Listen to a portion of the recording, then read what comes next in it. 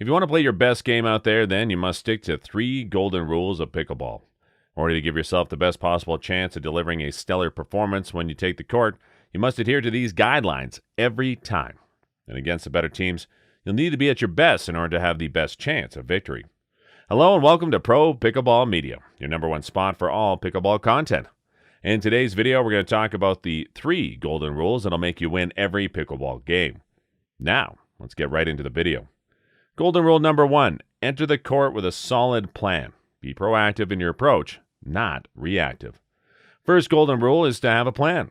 That may sound really simple, but we see people going out there without making a plan or with a very limited plan. This puts you in a situation on the court where you have to act quickly.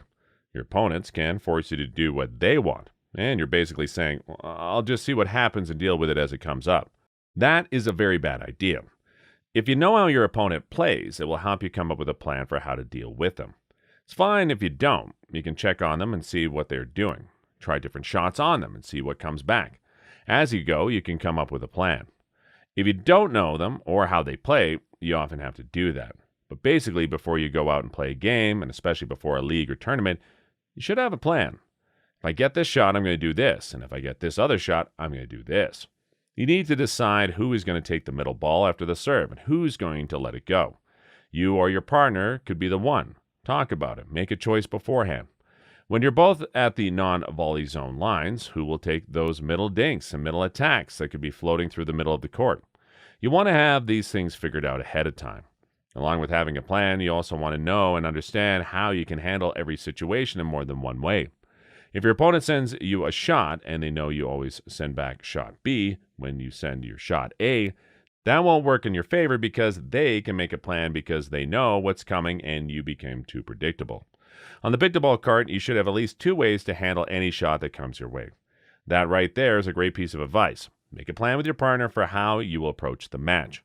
Also, don't count on what you're doing too much. Yes, you should have that figured out, but you should also watch what happens when you hit a certain type of shot.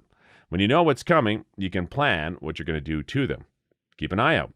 On every point, there's so much information going on. Take it all in. Think about it and make a plan so you have a better chance of coming out on top. Now, before we move ahead, please take a second to like this video and subscribe to our channel so we can keep bringing more informative pickleball content to you. Your little contribution means a lot for us. Golden rule number 2, you should buy time for yourself and take time away from your opponent. Second golden rule winning a strategic pickleball is to always look for ways to buy yourself time and take time away from your opponent. Let us give you some examples. On the return is a great example. You should hit return and then follow it in. Do you have a lot of time to get to the non-volley zone line if you drive the return? No. When you hit your fourth shot, you're probably going to be stuck somewhere deeper than you'd like. A better idea is to hit a slice or a little bit of a lofty return. As long as you get it deep, you're good, because the 2-bounce rule means that you'll be hitting your third shot from further back. Give yourself a little more time to get to that good spot where you can meet your partner 2 up at the net. By the time you hit your fourth shot, you might be a little further away from the line, but you'll be much closer than if you hadn't hit that shot hard. So that's a good way to give yourself more time to move from the baseline to the net on the return. Find ways to buy time whenever you want to get up, because you need time to make that change. So try to find ways to do it. When you're serving, a third shot drop is a great way to come in behind because it's slow. This gives you time to get up there and try to make it unattackable so you won't be attacked once you're up there. Slow is a great way to buy more time. We've already talked about it on the return and on the drop. What else is a good time to do it? When you're being attacked and don't have a good ball to hit straight or down on to defend yourself. If you're getting that little contact, it's usually not the best time to attack them back. Reset and give yourself time to get up to that net. Or if you have to dig out a few resets before you get a really good one, that gives you time to move back up. Do it. Most of the time, slower shots will buy you time. Now, how are we going to keep them from spending time with us? Aggressive dinking with deeper dinks is a good example of this. If you push that dink towards their feet or slightly behind them, they have to decide whether to take it as a dink volley, a half volley, so right off the hop volley, or let it bounce and come up and step back. So they have to make a choice while being pressed hard with a deep dink. That's a great way to get pop-ups or even misses. Deep dinks is a good example of something that takes time away. If you can give the shot some topspin, it will hit and kick towards them. When you put pressure on them without actually attacking, you're setting up the point so that you can attack later. Find ways to put pressure on them and give them less time by jamming or stretching them. Hopefully, they'll make a small mistake at worst and a big mistake at best. A small one could just be a ball that you can now attack because it's a little higher. When you push them and take away their time, it's easy to stay in charge of the situation. When you charge at the point, you have a much better chance of winning that point.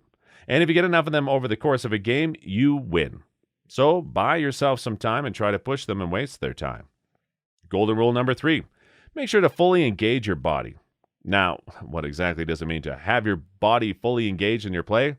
Well, it means you have to move your feet, split step, and have good footwork to get to the ball. But you also have to have good footwork between each time you hit the ball. This is called recovery footwork as well. Keep your eyes on the ball as much as you can. This is another important part of getting your whole body involved. With the baseline, it's pretty easy to do that when you have a lot of time because you're setting the ball a long way, and it's also coming back from a long way. Even if you're at the net and you're facing away, you can still see the ball almost all the way into your paddle and off. You can really see full contact because it happens too quickly, but you can see it coming in and going out. When you get to the net, things are a little different. You still want to try to keep your eyes on the ball as much as possible. So it's best to work on your eye tracking speed. However, in quick shootouts at the net, you'll have to rely more on your peripheral vision to keep track of your contact. In fast exchanges, you'll need to keep your eyes on the space between your opponent's contact and a few feet away so you can see when your opponent changes the direction of the ball and can react to it. Because of this, you won't be able to track perfectly all the way to your paddle. If you're digging or facing a slower shot, you'll have the time to watch the ball more closely, which is something you should do whenever you can. Last but not least, if you want your whole body to be involved, you need to breathe. But there is a certain way to breathe. Most of the time, you'll be inhaling when you're getting ready to take your shot or when you're setting up to take back. When you swing and let your shot go, that's when you'll let out your breath.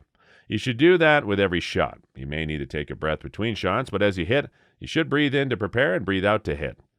These are the 3 golden rules of pickleball and how to implement winning strategy during a match. This will allow you to take your game to the next level, become a feared opponent, and play on the best courts. So, which of the following golden rules is your most favorite? Tell us in the comments. Also, don't forget to like this video and share it with your fellow picklers. Also, if you love pickleball, make sure to watch the next video on our channel. Thanks for watching. Bye.